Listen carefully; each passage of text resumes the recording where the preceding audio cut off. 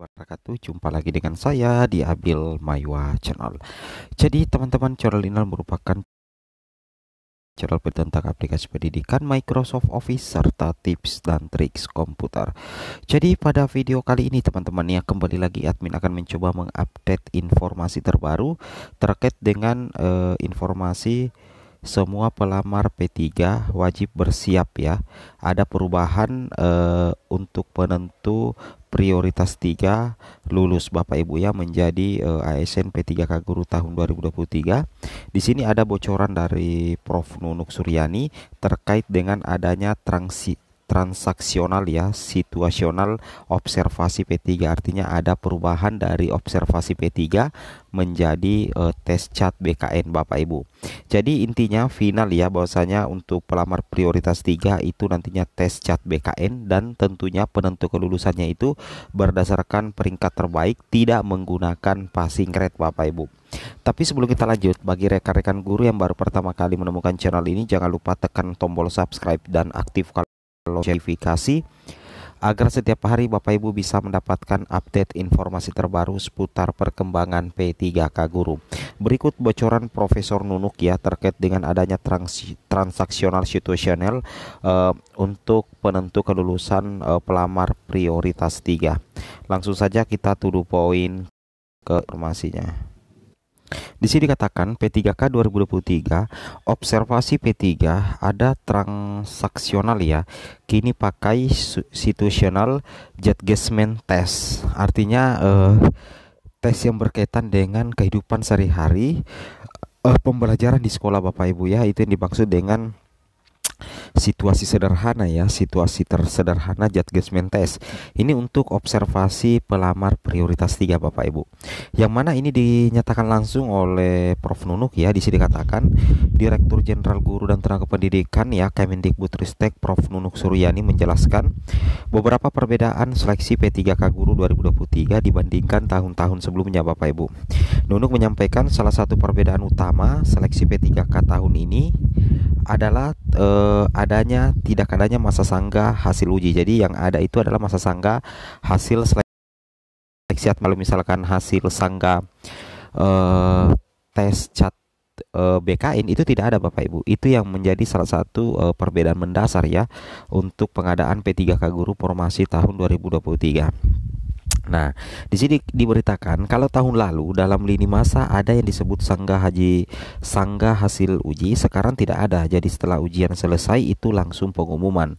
Keputusan Panselnas tidak ada sanggah hasil seleksi, hanya ada sanggah administrasi, kata Prof Nunuk pada acara bincang bersama media di kantor Kemendikbudristek Bapak Ibu ya, Jakarta, Kamis 21 September 2023. Prof Nunuk menjelaskan setelah hasil ujian P3K 2023 diumumkan akan langsung dibobot yang sudah merupakan hasil akhir ujian ya. Jadi nantinya itu setelah Bapak Ibu baik itu P1, P2, P3, P4 setelah ujian itu nantinya akan langsung dibobot ya. Hasil tes Bapak Ibu itu akan langsung dibobot, dan itu adalah merupakan hasil akhir ujian. Nah, itu yang membedakan ya. Jadi tidak ada lagi sanggah-sanggahan untuk tes CAT BKN Bapak Ibu ya untuk pelamar P3K Guru. Seperti itu kira-kira ya. Oke. Jadi nantinya ketika selesai ujian dan ada nilai, setelah dibobot itu akan ada nilai Bapak Ibu. Itulah yang menjadi nilai akhir hasil ujian Bapak Ibu ya di seleksi P3K Guru 2023. Seperti itu ya. Jadi jika kita lihat lagi tahapan seleksi P3K 2023, memang terlihat bahwa setelah tahapan pengumuman kelulusan seleksi P3K 2023 langsung disusul tahap pengisian DRH NI P3K. Seperti itu kira-kira ya. Kemudian berbeda dengan tahapan seleksi CPNS 2023 di mana setelah tahapan pengumuman kelulusan ada masa sanggah, kemudian jawab sanggah, pengolahan nilai seleksi hasil sanggah, dan selanjutnya pengumuman kelulusan pasca sanggah. Seperti itu ya. Kemudian nantinya itu tes berbasis CAT itu dilakukan serentak ya. Perbedaan lain kata Prof Nunuk yakni tes berbasis komputer assist testing dilakukan terpusat dan serentak bersama dengan kementerian atau lembaga lain yang membuka lowongan P3K pada situs Badan Kepegawaian Negara Bapak Ibu ya, atau BKN. Seperti itu. Jadi nantinya itu untuk P1, P2, P3, P4 untuk P2, P3, P4 itu kan akan mengikuti tes CAT BKN kalau P1 itu tidak ada lagi tes, tinggal menunggu saja penempatan Bapak Ibu ya, seperti itu kira-kira. Kemudian untuk mekanisme seleksi untuk P3K atau P3 ya, jadi mekanisme seleksi untuk pelamar prioritas 3 atau guru honorer di sekolah negeri lebih dari 3 tahun yang terdata di data pokok pendidikan atau Dapodik, kata Prof. Nunuk juga mengalami perbedaan. Nah, jadi untuk mekanisme tes untuk P3 juga itu mengalami perubahan Bapak Ibu. P3 ya tetap mengikuti seleksi melalui chat, tetapi bukan seleksi pengetahuan dan berbeda dengan observasi tahun lalu. Saat ini kita melakukan situasional. Memang soalnya adalah pilihan ganda, tetapi lebih ke kasus-kasus pembelajaran yang dialami oleh guru, kata Prof. Nunuk. Jadi kalau kita katakan situasional judgment test itu adalah soal-soal untuk pelamar prioritas 3 yang materi pokoknya nanti itu yang akan diteskan bukan pengetahuan umum, tidak seperti dengan pelamar umum, tapi nanti lebih ke kasus-kasus pembelajaran di kelas Bapak Ibu, dan kasus-kasus pembelajaran ini itu banyak dialami oleh guru.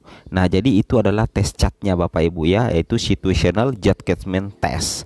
Jadi nantinya itu soal-soalnya itu tidak seperti pelamar umum, itu soal-soalnya mengarah ke observasi sebenarnya ya, atau penilaian diri sendiri, atau kasus-kasus terkait dengan proses pembelajaran, seperti itu kira-kira ya. Oke, mantap. Nah, seperti itu Bapak Ibu ya.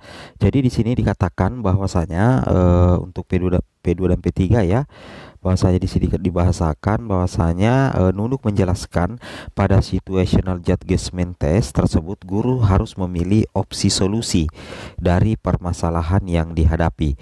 Jadi nantinya itu akan ada soal-soal Bapak Ibu ya, soal-soal tes cat, tapi soalnya itu pilihan ganda.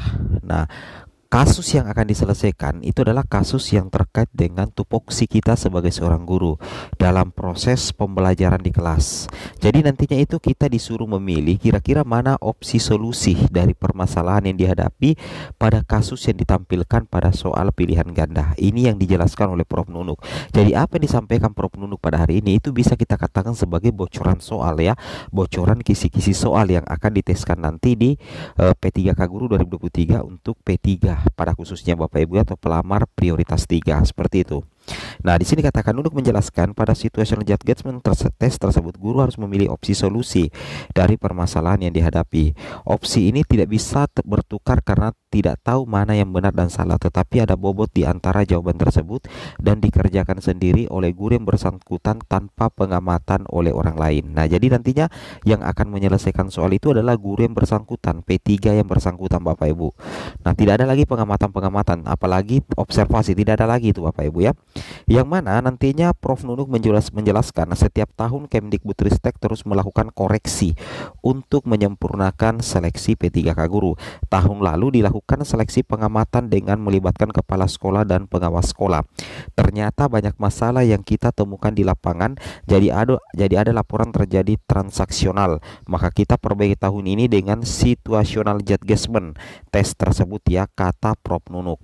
Adapun salah satu hal yang masih sama dengan seleksi P3K sebelumnya, yakni terkait dengan mekanisme prioritas ya. Jadi untuk mekanisme prioritas tetap mengutamakan P1, P2, P3 dan P4. Yang membedakan untuk P3 itu adalah tidak ada lagi observasi, semuanya tes cat BKN Bapak Ibu ya.